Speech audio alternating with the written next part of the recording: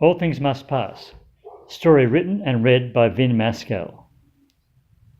My youngest son knows his music, buys records, mainly new bands. Well, new to me. King Gizzard and the Wizard Lizard, the Murlocs, Courtney Barnett, Panda Bear, Mac DeMarco. My son is indirectly keeping his old man in touch with what's going on. The nights that he's home for dinner, he provides the soundtrack, the playlist, vinyl via my old Pioneer stereo.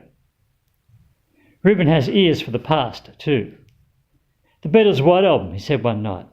There's a fair bit of filler on it, but I'm keen to learn more about George Harrison. The All Things Must Pass album, he said a few nights later. I think I'll buy a copy. Triple album. Of course I know the songs. My Sweet Lord, Wah Wah, Isn't It a Pity, What Is Life?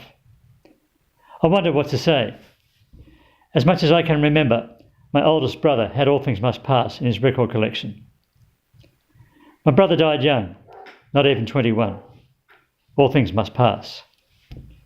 I think the triple album found its way to the family beach house by the Great Ocean Road. There was a fire, Ash Wednesday 1983. 3,000 properties destroyed. Disappeared. 75 people killed. All things must pass. My father started rebuilding within weeks in a landscape of dust and ash. 10 years later, 1993, my mother died in the new beach house, a few weeks after heart surgery. All things must pass. Dad died there alone 7 years on. The neighbours wondered why he hadn't come to church. All things must pass. My son, now 21, already knows some of this, but I tell him again in just a few words. I don't want to steal his thunder. I don't want to get in the way of his anticipation of hearing more of George Harrison. But a new copy of All Things Must Pass. I'll go halves, I said to my son. We'll buy it together.